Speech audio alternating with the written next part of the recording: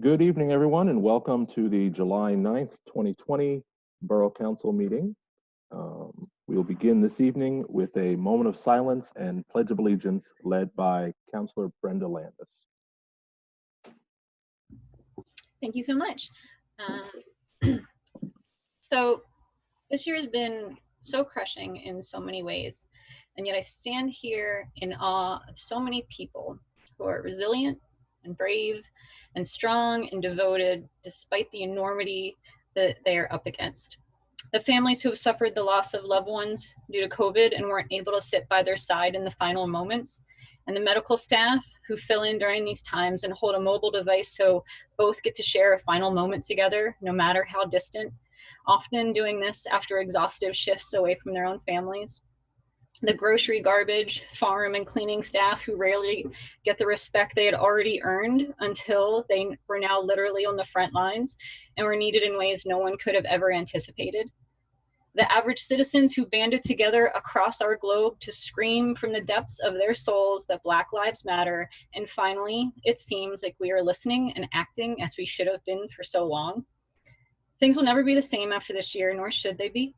Please let us remember the people who lost their lives this year and know that we remember you, and each one of you was a beautiful soul that brought something special to this world. Please, as this world becomes more and more polarized, let us not forget our shared humanity.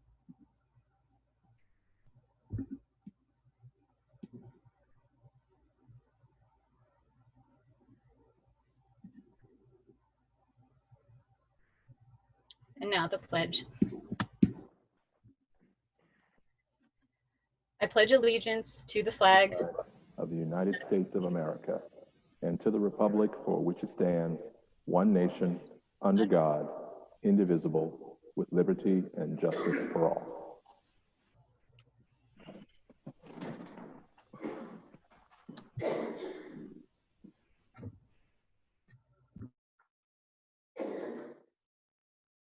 Thank you, Councilor Landis.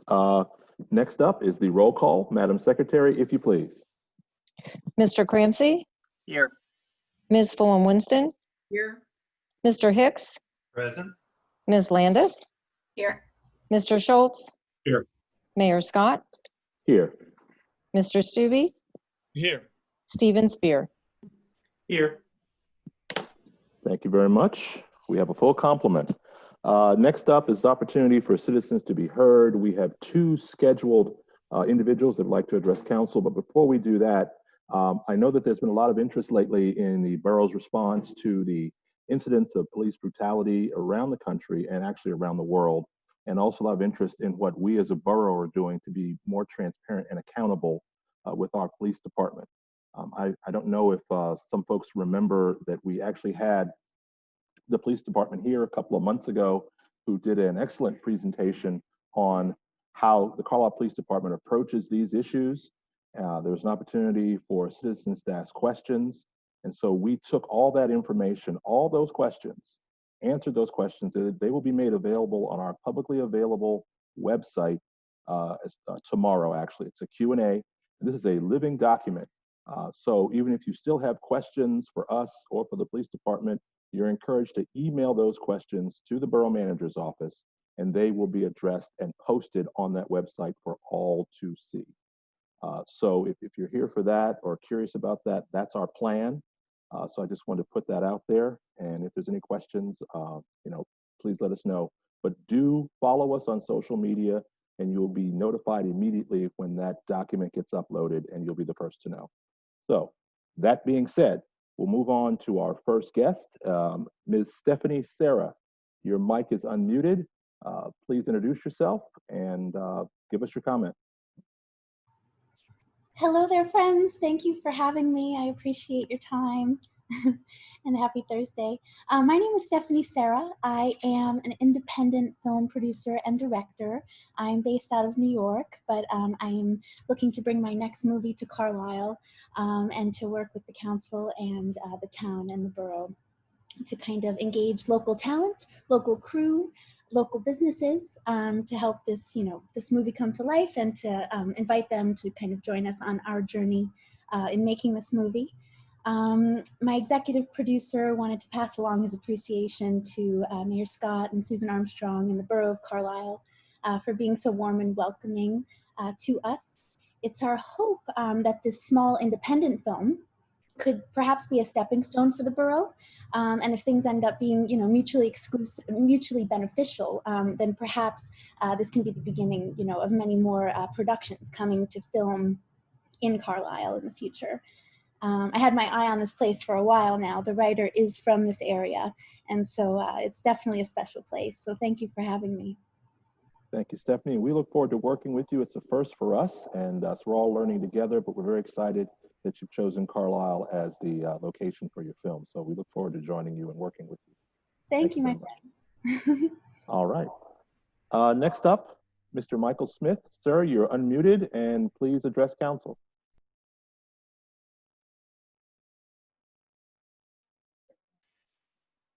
Hi, can you hear me? Yes, sir. All right, my name is Michael Smith. I'm here today speaking as a concerned borough resident and a member of Carlisle for Justice Transparency. Recently, there's been some talk about imposing a fine for not wearing a mask in public. In line with the proposed resolution today on helping communities worst impacted by both coronavirus and the justice system, I urge council to consider alternative methods. As stated in the resolution, communities of color are disproportionately affected by coronavirus. If fines are instituted for mask wearing in the borough and police are expected to issue these fines, then interactions between police officers and borough residents will increase. Not only does this increase the chances of a negative interaction occurring, it also gives officers a doorway to question residents further. Some examples might be saying they smell marijuana or observe suspicious activity during an interaction which started because of a mask. If we trust our borough's officers to be infallible and immune to bias, then this isn't much of a concern. But I know that we have seen the painful impact which a corrupt officer can have on our town, and we know that corruption can happen even here. It's also important to note that low-income adults are more at risk of serious illness if coronavirus is contracted, with someone making between $15,000 and $25,000 annually being twice as likely to fall seriously ill as someone making $50,000 plus annually. Fines also disproportionately impact people with lower incomes. First, people with lower incomes frequently don't have enough of a cushion to afford a fine. This can lead to choosing between other necessary purchases or paying the fine, and it can also lead to things like picking up extra shifts at work, which increases their risk for contracting coronavirus. Second, people with higher incomes are less likely to worry about a fine. For example, experiments varying the size of fines for running a red light find that larger fines reduce traffic violations, but that wealthier individuals are less responsive to changes in fine levels because fines are relatively less costly as income increases. Right now, there's not any data to suggest that a fine might reduce coronavirus spread in the borough. However, we do know that fines are detrimental to people who are already most at risk for coronavirus in our community. The proposed resolution speaks to the borough's commitment to lift up the medical and social needs of the marginalized. Providing masks for free in public spaces and local business is an example of this. But instituting a fine for not wearing a mask may be detrimental to this stated goal. Please consider this as you consider the next step in uplifting Carlisle's most marginalized. That's all. Thank you. Thank you, Mr. Smith. I have an email from a resident, and I'll be reading that into the record. Says, dear council members, my name is Deborah Cornelius, and I live at 518 Moreland Avenue, adjacent to the Moreland tennis courts and field. I'm sure that you've gotten many complaints about what occurred in the borough on July 4th. At Moreland Field, the fireworks began around 8 p.m. and lasted intermittently until midnight. My house is well within the 150-foot safety zone that the ordinance protects. As we were told to do when neighbors complained about fireworks to council before, I phoned the police. When no one showed up, I phoned the police again. I'm sure they are overwhelmed with calls. While this year was especially bad, we have a continuous problem with explosives at Moreland Field for days surrounding many holidays, especially Labor Day, New Year's Eve, and July 4th. This endangers the Moreland Elementary School, my house and my yard, and my neighbors. In addition, the nuisance the noise makes terrifies our neighborhood dogs. people were not deterred by all the PSAs sent out on social media. They actually bring lawn chairs to the field and set them up in rows. If the borough cannot enforce the state and local ordinance with police or fire marshals, can we at least have temporary large signs put up at the entrance in the middle of the field during these holidays that clearly prohibit the discharge of fireworks? That way, when we neighbors go over to complain to those discharging the fireworks, we have something clearly posted to support us. Also, I request that the borough lend its support to any legislative efforts to prohibit Class C consumer grade fireworks in Pennsylvania. Any other relief that you can think of would be welcome. Thank you, and I appreciate your service to the community. And again, that was Deborah Cornelius, 518 Moreland Avenue. I believe that ends the scheduled speakers. Is there anyone first on the Zoom that would like to pose a question to council or make a comment? All right. We actually have some folks in the audience, so turn it over to them. Is there anyone that would like to address council on a matter of borough government? Yes, ma'am. Please approach the podium. Yes. And I neglected to do this before, but it would really help if you gave us your name and address. You could use a business address for our record, please. My street? You need the house number? Can I give the street? If you want to give a business address, that's fine too. Well, I don't have a business address. So Okay. my name is Jessica Smith. I live at 126 Southwest Street. I have some comments and I also have some questions. So obviously we're in this moment in our country with police brutality yet again. I'm wondering, Chief Landis, I'm glad that you showed up tonight, why we don't have a staff page for the police force. So, you know, photos of each person on the police force with a name next to it. It would be a really easy addition to the website. To my knowledge, it's not something we've ever had. And I think that would be a really good step towards the transparency that you guys report to want. Okay, now the way we do this here is you ask the questions and then staff will get back to you, or we'll upload that to the Q&A that we're going to do so that everyone can see that. Okay, good. Well, then I'll go on with my questions. Today's Country Kitchen opened prior to us going into the green phase. Against Governor Wolf's orders, the Carlisle police were alerted to this and phase stayed open. Now, Borough Council wants to do fines for not wearing masks. So there's also this resolution that council put out against racism, against police brutality, and wanting to keep citizens safe from COVID. How are we supposed to trust, and I don't know where I can look for the Zoom folks to see me, how are we supposed to trust this when phase stayed open for so long? So I'm wondering what the motives are now. In addition to that, so that brings me to my next point in regards to this resolution, which is, it also talks about racialized policing and police use of force. Again, there's no transparency. We don't even have a staff page. And I know there was the town hall, there was a PowerPoint slideshow about police training and that sort of thing. A lot of these are sort of non-answers. They don't have information in them. And so we're still effectively left in the dark.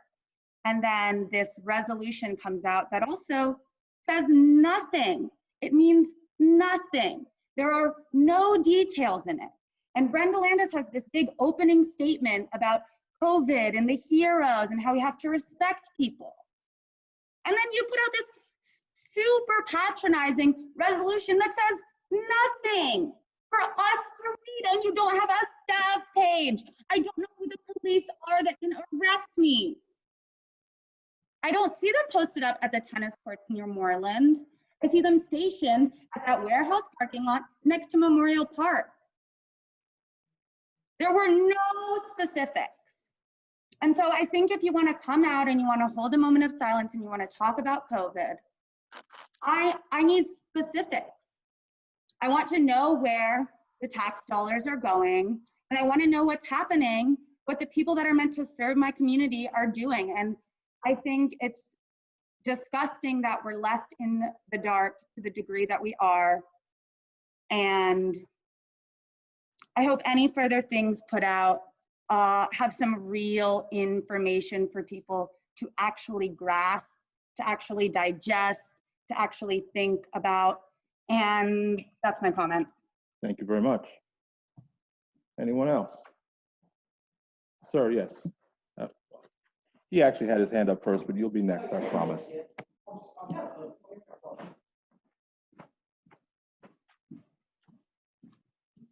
And again, name and address. Hello, sir. My name is Paul Howe. I'm the owner of 308 Cherry Street inside the Borough of Carlisle.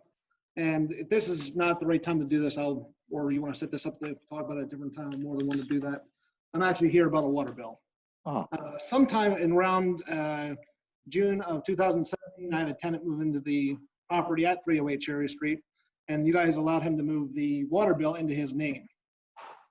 It wasn't until November of 2017 or 2018, the following year, I got a bill from the borough for $1,566 and some odd cents because the tenants apparently signed up a promise to pay the water bill back in starting in sometime in either January or December or January of 2017 to 2018, and apparently he only ever made part of the payments, never paid anything in full, and the water was never shut off and never alerted me to far after the tenant left the property.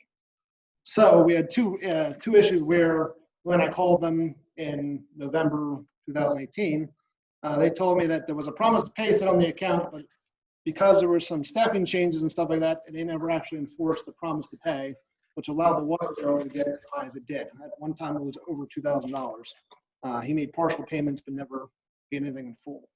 I had my lawyer reach out to the Water Bureau. I have several emails that she has here. They would not give us the full call notes. We have right now in works right now a right to know request to get all the notes from the account. Again, I've offered to do some kind of partial payment or something like that. I don't know if this is the proper forum to come here or not. Forgive me, I've never had to come and address a borough meeting before. Well, we do welcome comments from the public, and this is a matter that I'm glad you brought it to our attention, but I would have to direct you back to the staff to address this. And I don't know, when was the last time you reached out to someone here? Or you nobody here at the staff. My lawyer was in contact with your water department here in January, or here in June. I have emails from her and the staff of the water department, and they don't want to talk or do anything. They want me to charge full late fees and everything. Okay, well, I would This suggest, is, I think, a little unfair in some ways. I would suggest that you reach out to our borough manager. She's actually on this Zoom call right now. Okay. And you can, if you leave us some contact information, you can leave it with Stephanie. We'll make sure that someone from the borough manager's office gets in touch with you That's fine. right away. Who's Stephanie? That's Stephanie right there. Thank you very much, sir. You're welcome. Anything else? Yes.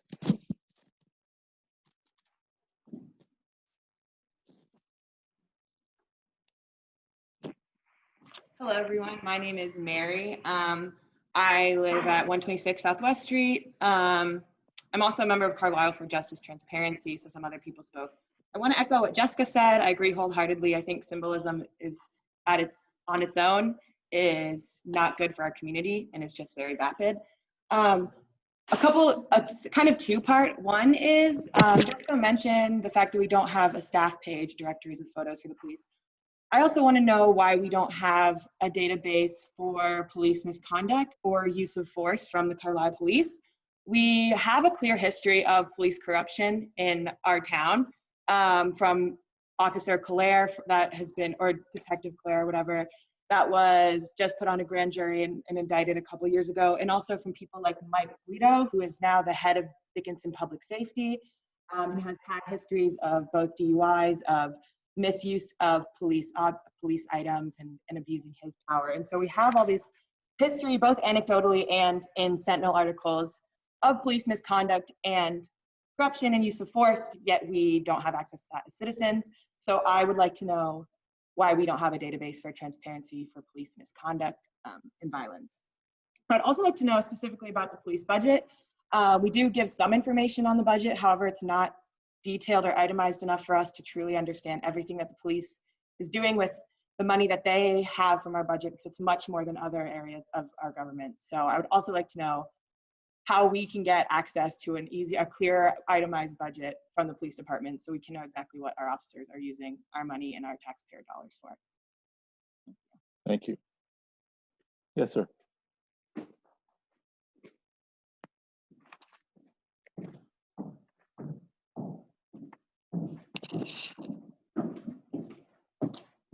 Hey there, my name's John. I live at 130 West High Street, and I am also a member of Carlisle for Justice Transparency.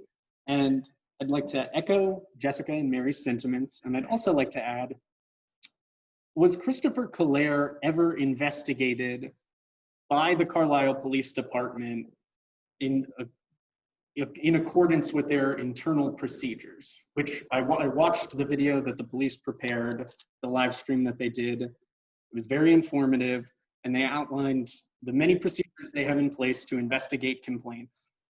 And I think it's important that we know, the public, we being the public, whether Christopher Collier was ever investigated by those procedures. Because if he was, they don't work. And if he was not, they also don't work. He was able to slip through the cracks. And I think it's very important that we look at how those procedures function and render them more transparent and more legible to the public, because I think the example of a Carlisle police officer indicted by a federal grand jury is a deeply troubling one. And I recognize that was before your time, Chief Landis. And yeah, thank you. All right, thank you very much. Anyone else? Yes.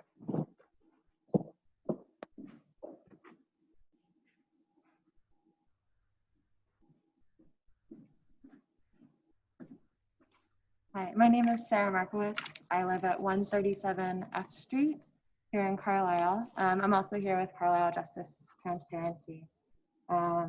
Thank you so much for allowing us the opportunity to speak. And also I'd like to echo again the sentiments that were made before mine. I would just like to ask a specific question in terms of the budget tonight. I asked a few questions last week. I just wanted to add one more question to that.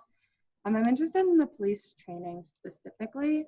So again, it's not itemized, and I do realize that you had the lovely presentation from CPD. That was great, but I just wanted a little bit more specific information on why that training increased dramatically. Sure, maybe if you took your mask off. Yeah, sure. Yeah, Is that that might hard help. to hear me? That's okay. Sorry. Yeah. All right. So I'm just curious about the police training itself. So the cost seemed to significantly increase from 2017 to 2020, from $11,000 to, it was like just over $11,000 in 2017 to $20,000 in 2020. And I'm just curious about, were there additional trainings that were added? What are those trainings? Are the trainings in de-escalation based in empirical evidence? And who also is running these trainings? Is this a local organization that's running the trainings? Is this a national organization? Yeah, I'd just like a little bit more information on what kind of trainings and why there was an increase in the budget for that particular item. Okay, Thank you. I can assure you that the majority of the questions that some of the folks have asked this evening will be addressed in that Q&A. And so look for that tomorrow. And I'm sure staff was taking serious notes on some of the new items that have been brought before us, and we'll provide answers to those as well. And that will be, again, tomorrow. Sign up. If you don't already sign up for Stephanie's wonderful tweets and Facebook messages, please do so, and you will be the first to know. You might even know before I do. So please sign up. Any other questions or comments? Yes, ma'am. Normally don't give two turns at the apple, but since no one else wanted to ask a question, then you may go. Thank you. It does seem like a pretty big crowd. So Everybody's spread out. Yeah, it's a joke. Hi, I'm Mary again, 126 Southwest Street. I do just have a couple other questions. So there's a lot of talk. We always do these big re-beautification projects of parks on the north side of town.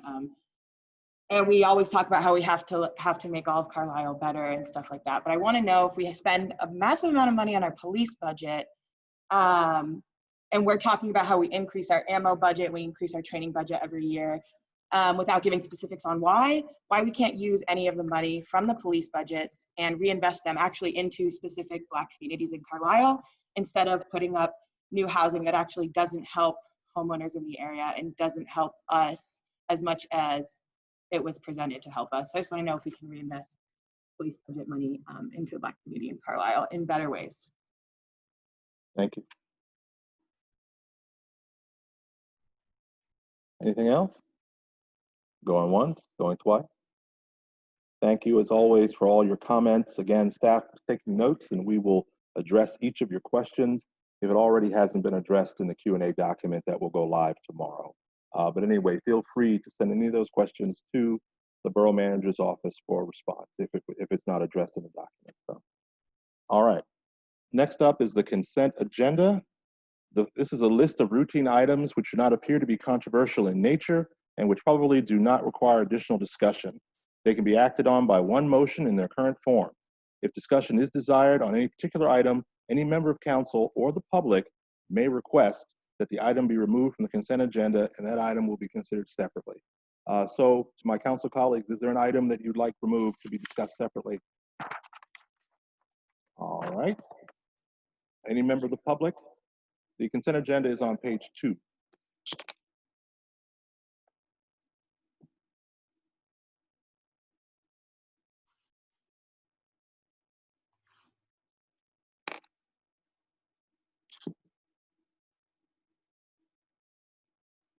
Give it a minute or two to look it over.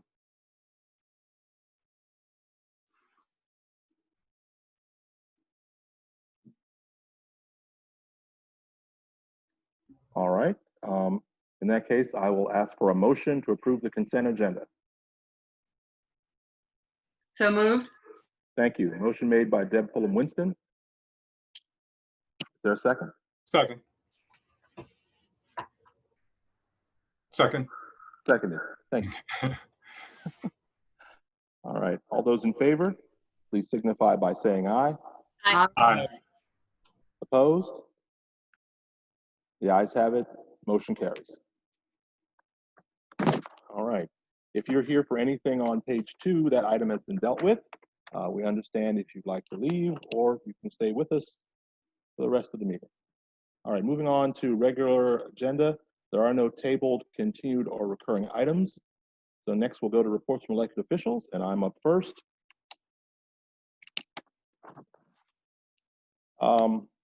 This evening before Borough Council, we have a resolution affirming Council's commitment to equity in the wake of the combined disparate effects of COVID-19 in our community and the long national history of police violence against communities of color, particularly African Americans.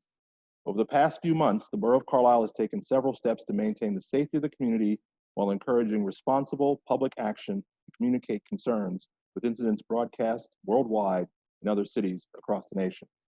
This resolution states unequivocally that the Borough of Carlisle, its elected, appointed leaders and staff, support strengthening efforts to promote accountability for individual law enforcement officers and police departments, support immediate steps to analyze police department structures, policies, and budgets, that we are committed to centering the community's response, and that we pledge to dedicate resources, platforms, political will, and authority to advance these ideals. We're also committed to not using fear and setting a tone that will reject this tendency. We're also committed to uplifting the medical and social needs of the most marginalized. I ask for an affirmative vote that will demonstrate Council's continued dedication to the health, safety, and welfare of all our residents. Is there a motion? So moved. So moved. Moved by Deb Fulham Winston, seconded by Deputy Mayor Schultz. Any discussion? Hearing none, all those in favor, please signify by saying aye. Aye. Aye. Opposed? The ayes have it, motion carries. Thank you very much. Mr. Mayor, if I could for a moment, if I could jump in for a moment. Please do, Deputy Mayor. Okay. And I didn't quite hear what was said there, but I just wanted to update council briefly on the, we had discussed, I think it was last month, about having town halls on race relations in the borough.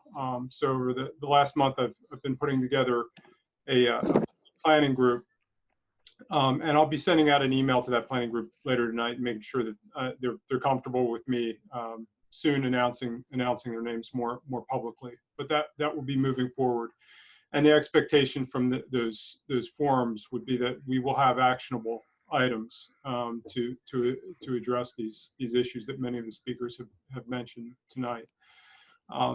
Secondly, and I didn't expect to do this, but there was an allegation in tonight's comment about a former police officer, Michael Guido, and it's not true. And I think folks need to be careful about what they allege. I was shocked by it, and so I took a little bit of time during our meeting here to go on the docket sheets that I have access to, and I think it's a case of mistaken identity. There's another individual in Pennsylvania named Michael Guido who has a different middle name, who does in fact have some criminal background. So I just wanted to clear our former police officer's name on that charge. Thank you, Deputy Mayor. Any other comments? I'll just make a comment, just so All right. folks understand a little bit more, that these resolutions, they maybe do sound like just empty words, and believe me, I can see how that looks to the general public. These are supposed to be guiding documents that we look at and help us frame how we're analyzing and looking at all the different things that are coming towards us, both on a daily or standard meeting, as well as things that we're reaching out and trying to proactively make happen that otherwise wouldn't be. So there were a lot of questions that were put out tonight. I've sent a lot of questions in email, and although I don't publicly put them out yet because a lot of them are going to be answered in that document, even after they're answered, I probably won't take them as just a flat answer. I'll ask more questions from them, and so it's a continual effort. Believe me, I want to make sure that we're doing the best we can, and I always am looking at what we can change, and I think we all are. But also, I do wait until I can understand what we have, where there are gaps, what are the things that really need to be addressed. So that's why I start with asking a whole bunch of questions. And so the resolution might sound like it's just, that's the only thing we're gonna do. It's not, we're gonna continue to work.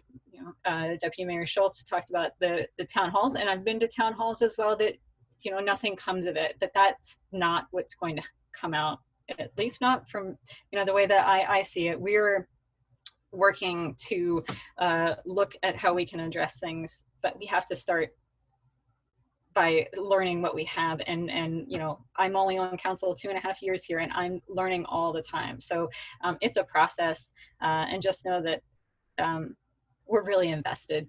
It might look like something on an agenda, and when we just quickly approve something, but we are more invested than I think sometimes people see from these meetings, just so you know. Thank you. And I want to echo Councilor Landis's comments. This is a guiding document from us. We've been inundated by requests from the public. Where does council stand? Where does the police department stand? Where does the chief stand? Where does the mayor stand on these issues? So this was our attempt to put out there once and for all what we value as council and what our relationship is with our residents. So this is the start. I know it just seems like words, and yes, they are, but it will be words that will be backed up with actions. So, any other comments on this or anything else? Okay. Moving on to something a little different. Tonight, yes, sir, Chief. Oh, yes, sir. Oh, yeah, if you can, yeah, sorry.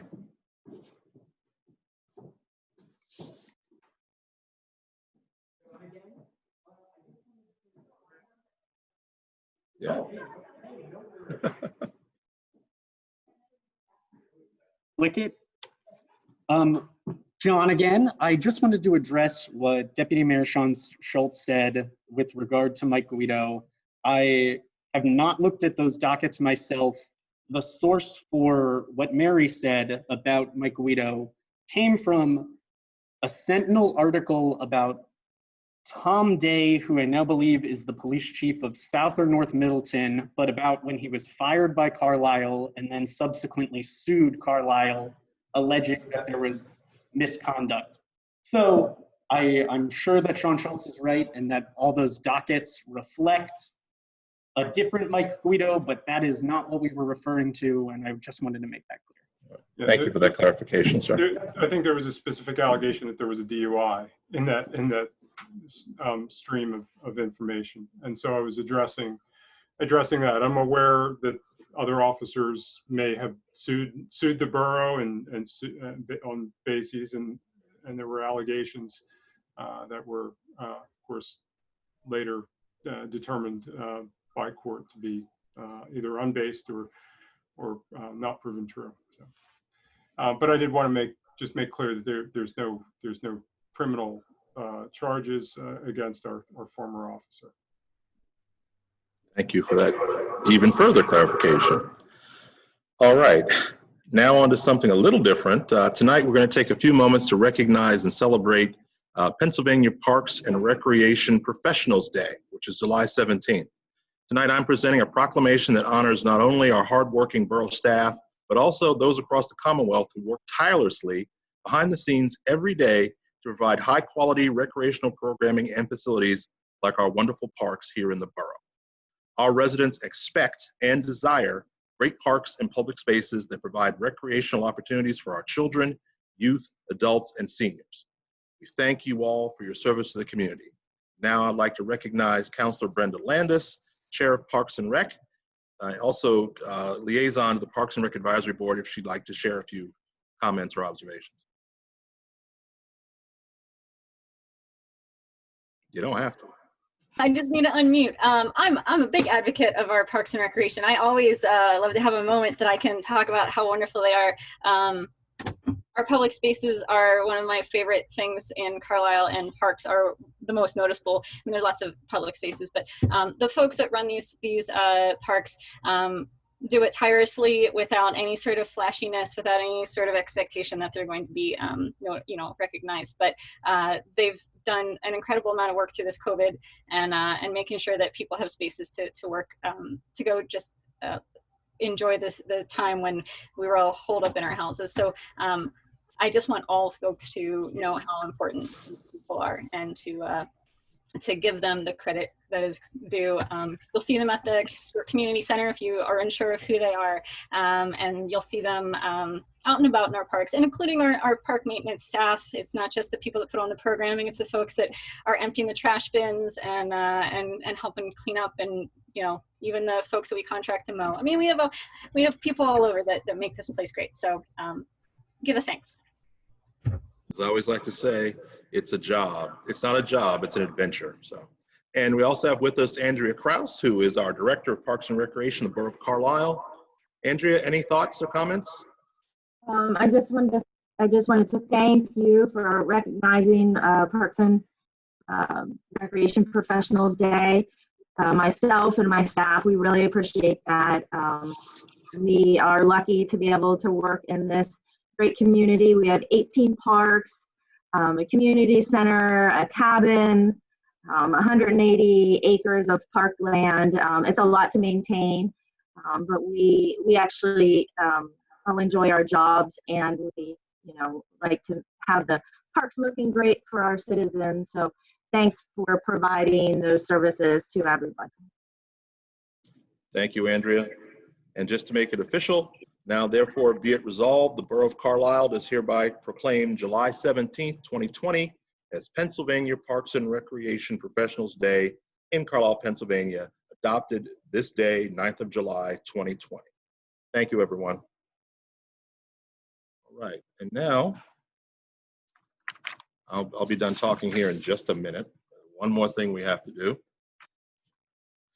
In October of 2017, the Pennsylvania House and Senate approved and Governor Wolf signed into law Act 43 of 2017, which is also House Bill 542. Act 43 repealed the Fireworks Act of 1939 and left Carlisle and cities like it vulnerable to the dangers of consumer-grade fireworks. The changes made to the fireworks law in Pennsylvania were part of an effort to increase state revenues. And when House Bill 542 was adopted, it was estimated to increase the state's tax revenues by nearly $10 million per year. Just as an aside, $7 million was collected last fiscal year, with more anticipated this fiscal year. Under the law, funding for emergency services is capped at $2 million from the tax. The remainder goes into the general fund or the state's checkbook and is allocated as follows: $1.5 million to EMS grants, $500,000 to the Office of State Fire Commissioner and the State Fire Academy for development of online training. None of that revenue will come directly to the Borough of Carlisle or any other city or borough in Pennsylvania. But we all have to deal with the noise and the risk of fire and injury that come with nightly use of these fireworks. Fireworks are hazards to all.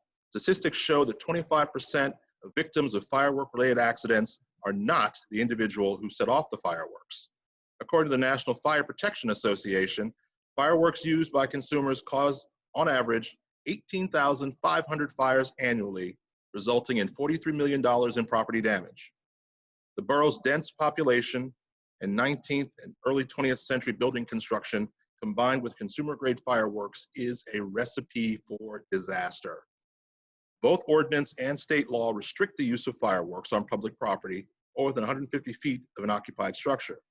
The density of Carlisle leaves few, if any, places where fireworks can be used legally. Regardless, since the passing of House Bill 542, there has been an alarming uptick in the number of calls regarding the use of illegal fireworks. The issue is not quite unique to the 4th of July, though. Complaints about noise and property damage caused by the illegal use of fireworks begin as soon as the weather turns warm and continue well into the fall.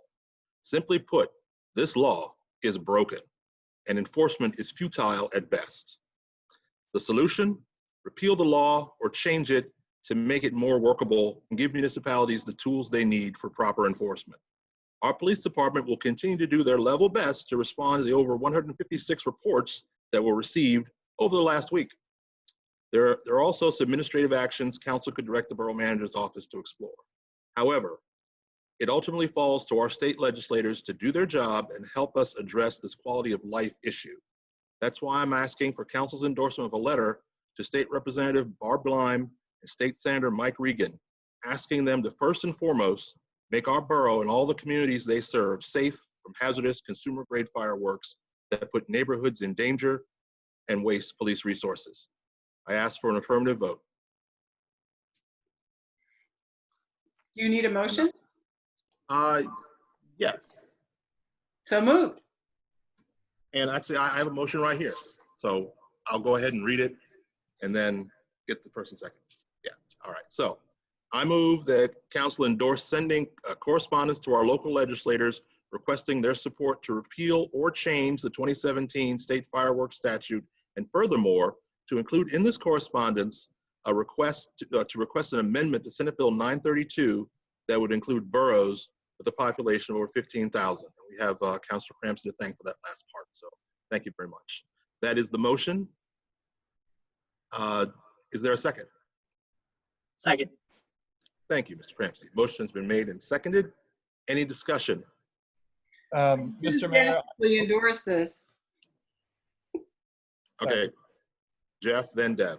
Sure. I will just say that I had the opportunity to attend a Carlisle Eastside Neighbors Association meeting last night. There were about 11 people in attendance, all of whom were adamant in their complaints about fireworks set off in the borough this year. Many of the individuals highlighted incidents of finding debris in their yards, though no one brought up any specific instance of property damage.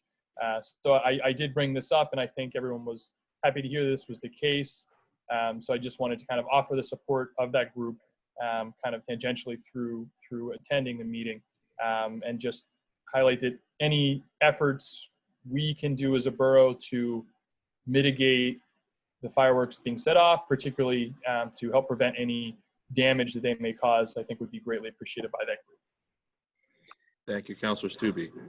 Councilor Fulham-Winston. Yes, and I agree with the resolution, and as I live not far from Moreland Field on the night of the 4th of July, I'm about 3 blocks away from Moreland Field, and I'm from the second floor of my house. I could see fireworks that were going up high enough so they could easily have hit any of the homes that surround, or Moreland School, which are right on the field. And when I was walking my dogs the next day, There was trash there. They'd picked up most of it, but there was still trash in the field as well. So those residents in the houses that are immediately adjacent to Moreland Field have no assurance at all that they're not going to have a fire in their backyard or on their roof because of these yahoos setting these things off in such a completely irresponsible manner.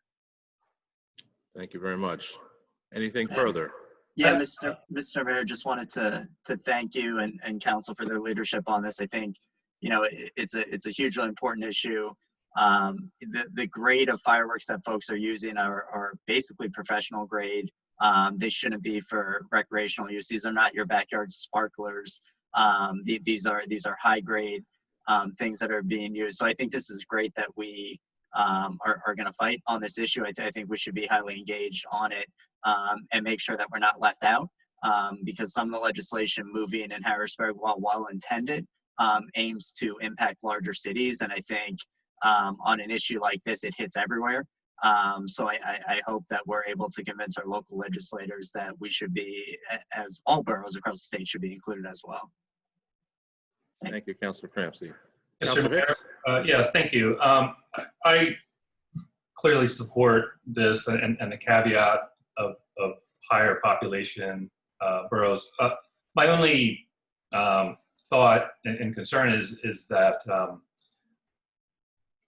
one of the issues we have right now isn't that there may be necessarily a misunderstanding of whether using fireworks is legal or not. It is difficult to enforce and prosecute illegal fireworks, and I'd like to maybe leave it open as to why we think this would actually reduce the number of incidents that by and large are being done illegally now anyway within our borough. Well, the one thing that I would say that if the law was repealed, those consumer grade fireworks would once again be illegal. So it would be harder to get. I'm not saying it's going to totally eliminate the problem, but if it's hard to get, then perhaps we'd see a reduction. I don't think it's going to continue. It's just going to eliminate it, but it's a step in the right direction. It's either that or give us the tools to properly enforce. Thank you. Okay. Anything else? All right, I'll call the question. All those in favor, please signify by saying aye. Aye. Aye. Opposed? The ayes have it. Motion carries. Thank you for indulging me in this unusually long mayor's report tonight. But we're heading back to reports from committees, community planning and smart growth. Thank you, Mr. Mayor. I have 2 items tonight.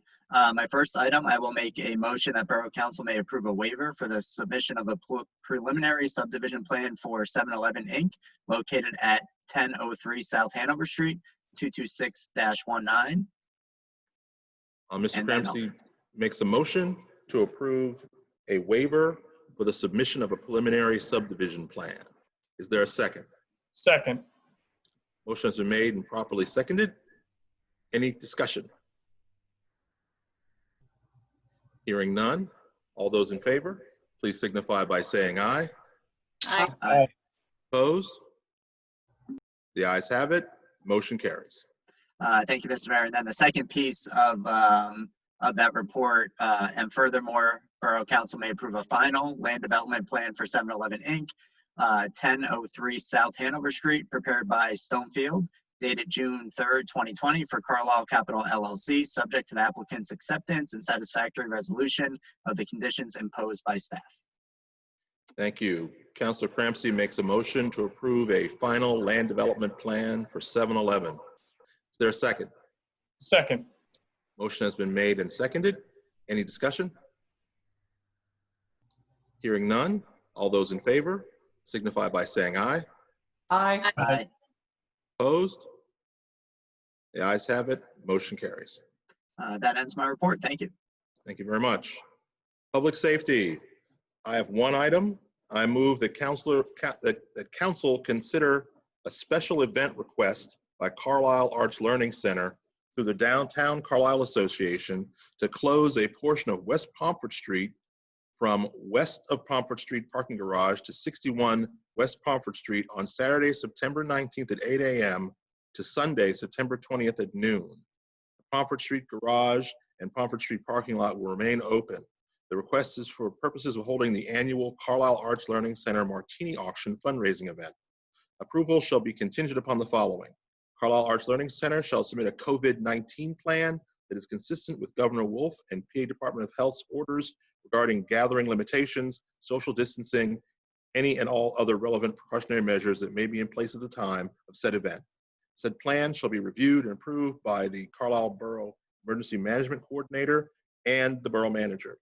Submission of a valid certificate of liability insurance form naming the Borough of Carlisle as additional insured.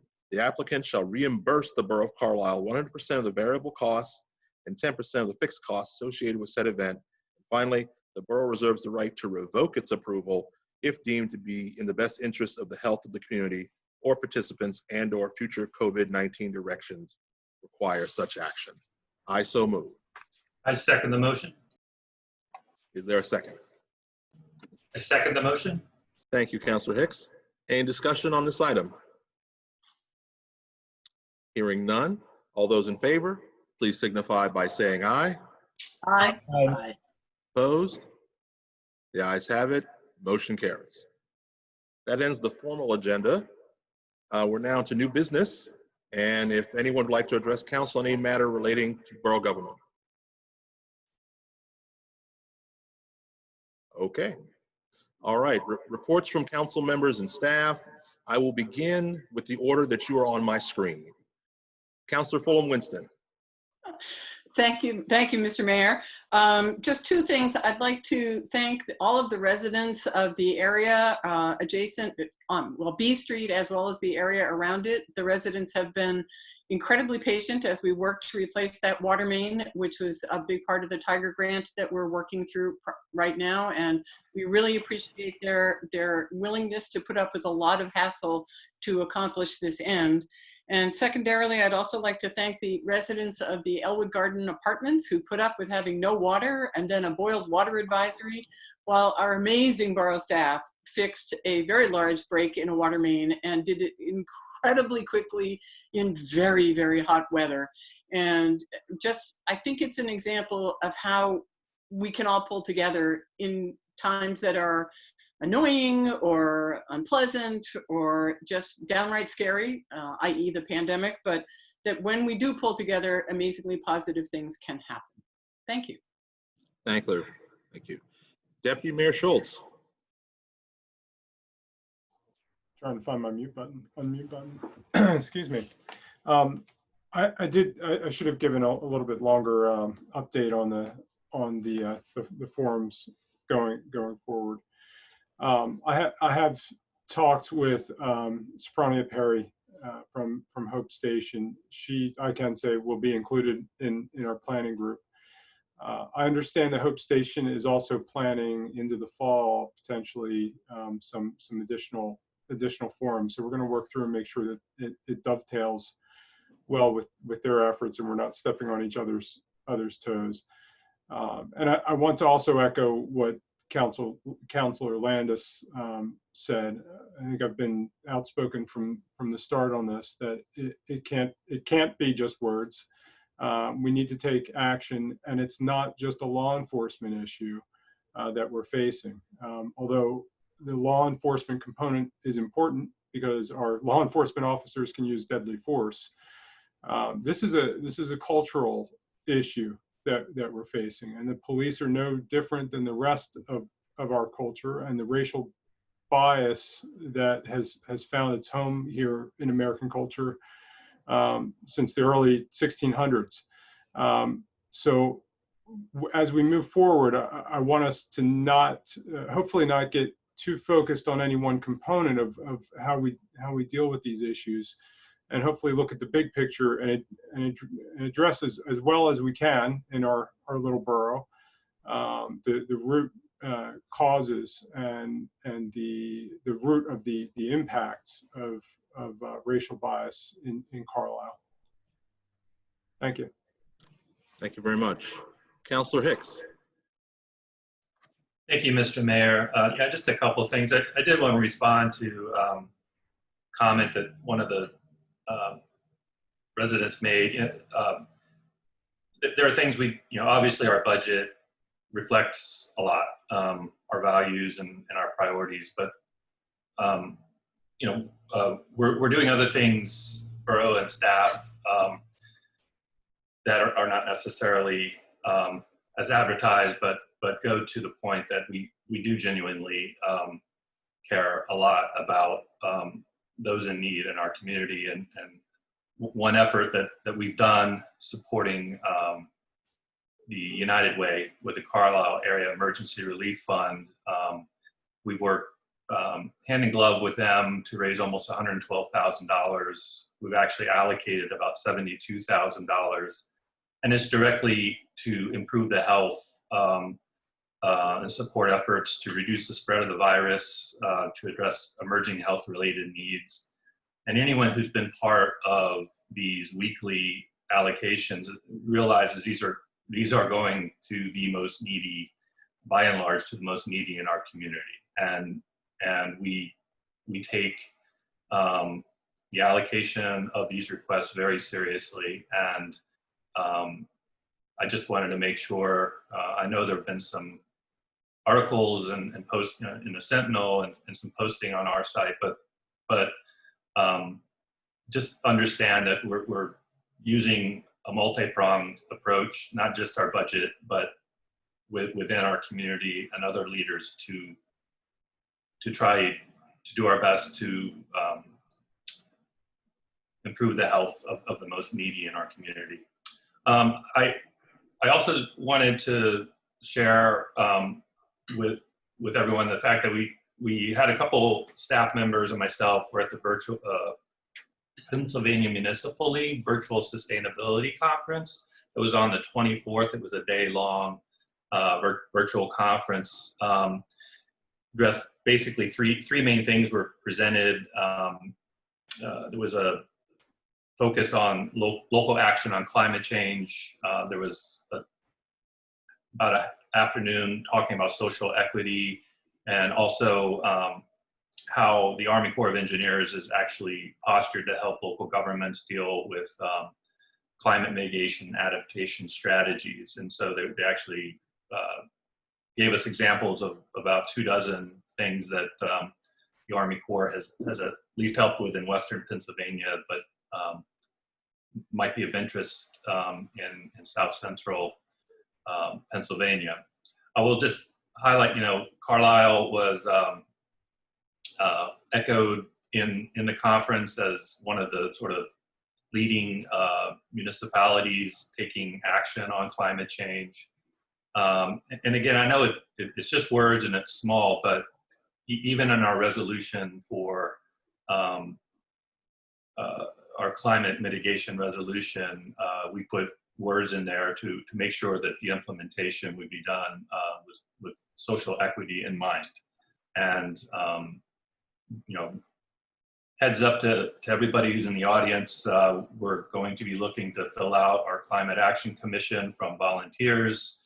And this is a great way for you to contribute to what will end up being changes in zoning and ordinance. And if as I know many of you do, if you do care about social equity, please consider being part of this commission. Much more to come in a few weeks and how you can be part of that. And that's all I have, Mr. Mayor. Thanks. Thank you, Councilor Hicks. If folks are interested in joining this effort, should they just reach out to you directly? Thank you. That's fine. You should expect to hear maybe a more formal announcement we'll put through Stephanie. The first phase is going to be establishing some of the chairs and leaders, but we're probably within a couple of weeks of getting a public announcement. But if you're on now and know that you want to help, please email me directly, and I'll make sure that you're involved in all the planning. So. And your email is? My email is J, as in Joel, and then my last name Hicks at carlislepa.org. Thank you, sir. Thank you. Councilor Landis. Sure. I have just two things. First, I want to give a big thank you and kudos to the Cumberland County Historical Society for their work that they did on Lincoln Cemetery and the incredible research and undertaking. So right now, if you go to by Lincoln Cemetery on the corner of Memorial Park, you'll see all these ribbons tied to the fence, and those are all names of folks that are buried there. There are at least 675 people buried there. And if you've not been to Lincoln Cemetery in a little while, it will be a wake-up call to see how small that space is, meaning that there are far too many people buried there for what you would think a normal cemetery would be. And so that is the historic African-American cemetery. And they worked so hard to understand, to find out as many people as they could that are buried there. And no matter what they got from the census records, they were able to write at least a name. Some of it simply said, a baby, as much as they could get. So take time, walk around there, read some of the ribbons, and really think about just the enormity of it. There's a sign there that gives more information, and further information is going to be coming out with all the research that they've been doing, and it'll be an online exhibit, I believe. But they did incredible work having people write those ribbons out, and they were planning on doing more, but unfortunately, because of the pandemic, they had to scale their plan a little bit for right now, but still is amazing. So please do go out and look at that. And the only other thing is more of just an observation and an ask. So earlier there was some notes about fines, and there are strategies that every municipality uses to try to keep things that are what are listed as a nuisance, right? And so one of the things that we all see, every one of us, is litter. And so we can, focus on finding people and everything, but we can all just like take a little bit of that on. And we talked about professionals in our parks and today, and we see a lot of it in our parks, and I've been seeing it's good that people are out and about, but I have seen an uptick in litter in the neighborhood. And including we talked about fireworks, there were a whole bunch of streets around where I live too, and people set them up literally in the street and they left the debris. So the other day I had my bag and I'm just cleaning up, discharged fireworks. That's what your borough councilor does. I don't know if you're aware, but I just don't post it. And I'm not asking every single person to do this, but if you're so moved, I mean, that's how collectively all of us sort of improve our spaces. What can we do in little tiny capacities? Don't want you to get sick. I don't want, but still, like, hold each other up, hold each other accountable. We don't have to, call the police on every single little, water bottle. We need to hydrate though, and we need to put it in a receptacle, hopefully. So I will say that when we renovated Harbor Lake Palmer Park, there used to be a whole lot more litter over there. And now that just more people are using it productively and nicely, more people just keep on cleaning up. So it's not that people aren't littering, it's just more people care and more people are investing in it. So we can all do our little parts. You don't have to be a borough official or anyone, but just if you see something in your neighborhood that needs a little help, just think about what part you can play in it. So that's it. Thank you, Councilor Landis. Councilor Stube.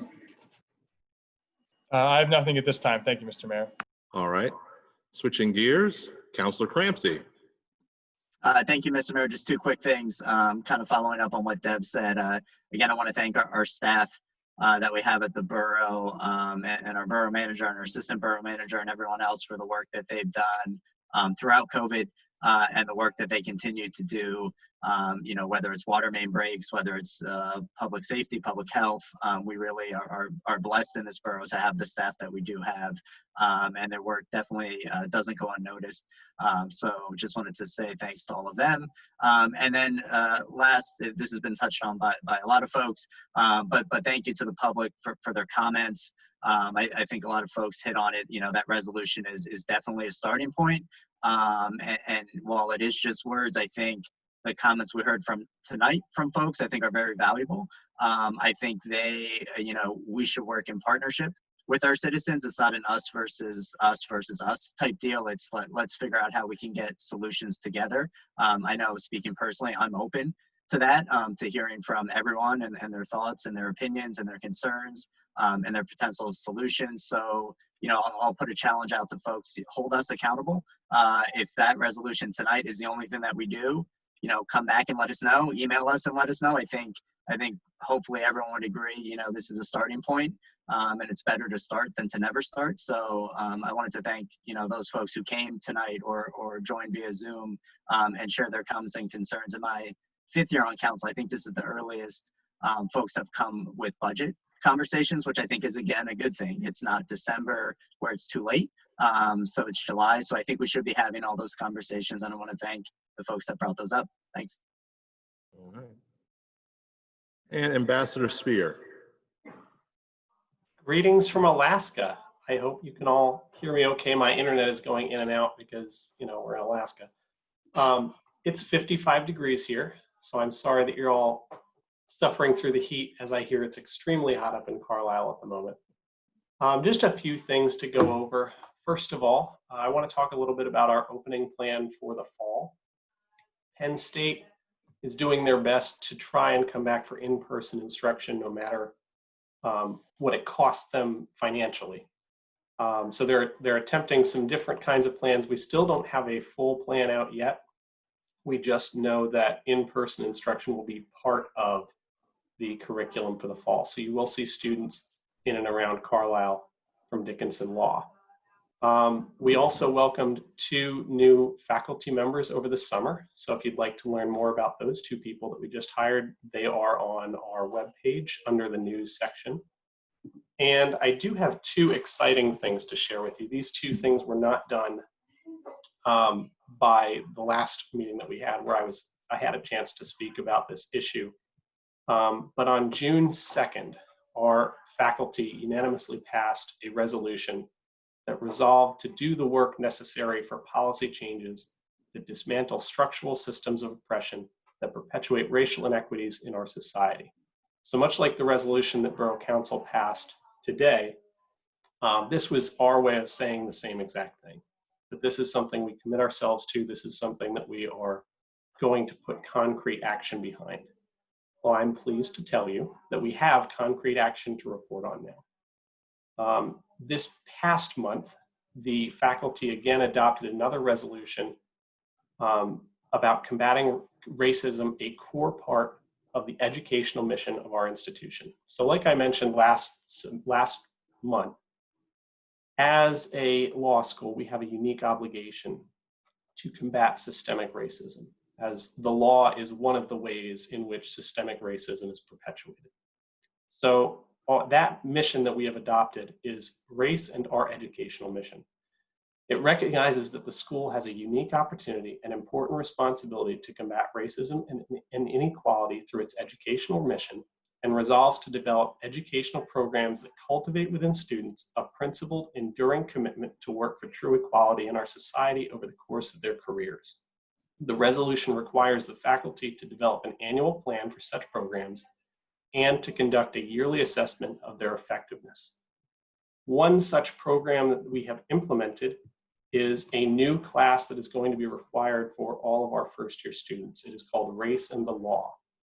It's a monthly course that is a requirement for graduation, and it touches on topics such as slavery, the criminal justice system, capitalism and commercial law, healthcare, housing, our democracy, education, and finally, using the law for change. So much like Borough Council tonight committed themselves to making those changes, we echo those changes, and we are already putting those concrete steps into action. I'm excited to see what this borough is going to do alongside our educational institutions in reaching that goal.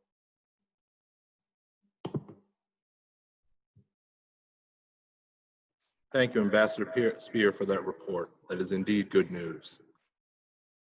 I think that takes care of all of council, so now we'll start with staff. We'll begin with Borough Manager Susan Armstrong. Thank you, Mayor Scott. I just wanted to follow up and thank Borough Council for endorsing the Parks and Recreation Proclamation. They play such an important role in our organization and our community's quality of life, and we just want to thank them for all they do on a daily basis, and always with a positive attitude. You know, Counselor Landis touched on it. You know, everyone from the parks maintenance crew, the whole way to Andrea and her team, putting on such wonderful recreation programming for our borough residents. And so shout out to them. It's well deserved, and they understand what public service is, and I couldn't ask for a better team with Andrea at the lead. So congratulations, Andrea. Thank you, Manager Armstrong. Chief Landis.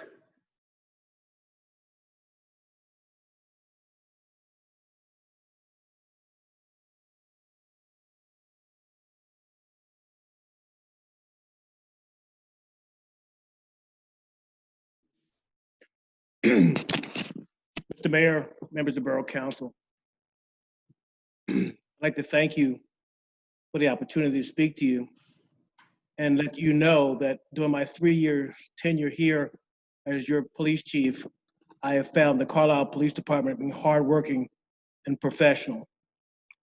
I'll have to tell you that the questions that come up now to the police department, you know, while welcomed and there's nothing to hide from,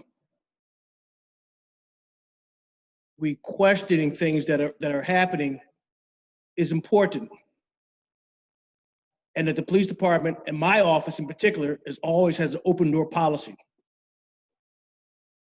We don't like to invite anyone who wants to learn more about the Carlisle Police Department, this is after COVID, to come out and ride along. See what we're about and see who we are. I want to thank you for the oversight and for looking at us and letting us know, both the mayor, borough council, and also from the borough manager. All the officers at Carlisle know that if you're doing well, you'll have no better friend than your police chief. But if you're not doing what you're supposed to do, you'll have no worst enemy. Thank you for this opportunity. Thank you, Chief. Solicitor Brenneman. I don't have a report, Mr. Mayor. Thank you.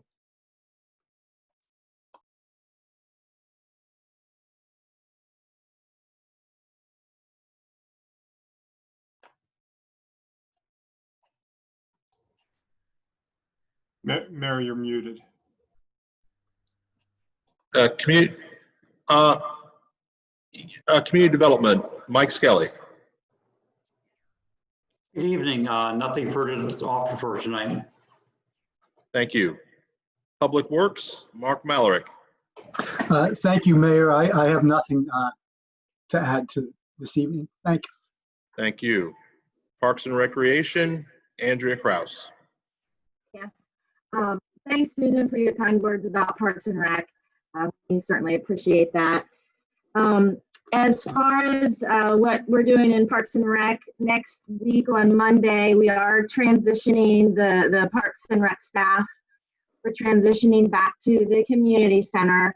So we'll be getting the community center ready for the public for the week of the 20th of June. We have started some of our rec programming and actually some of our leagues. The programming, it is a little slower than what we're used to, but we're getting back on track, and that's probably a good thing that we're starting off a little slow. But things are going well. I did want to echo a little bit what Brenda said. I do have in my report this month, we are noticing more trash in our parks. Some of that, could be because of the use of our parks, that our residents are using it. But we're also finding more litter and actually dumping. People are dumping trash. One at Cave Hill, we're having some problems with people dumping trash there, and it is on a weekly basis. And it's not just your regular litter here, litter there. It's construction type trash. So we're trying to to work on that problem. And we've had some dumping at the community center just one time. That might be an isolated incident, but it is something we have to keep our eye on, and I'm looking at what we can do to try to stop the illegal dumping. Okay. Thank you very much. Public information, Stephanie Taylor. She has nothing. All right. Assistant Borough Manager, Owen Snyder. I do not have anything, sir. All right. Fire Chief Snyder. Nothing to add tonight, sir. Thank you. All right. And last but not least, Finance Director, Richard Juday. Thank you, Mr. Mayor. I have nothing. All right. Thank you very much, everyone. Before I announce the adjournment, Council will convene an executive session immediately following this meeting. Topics will include pending litigation, personnel, and real estate acquisition. All right, there being no further business, we are adjourned. Thank you.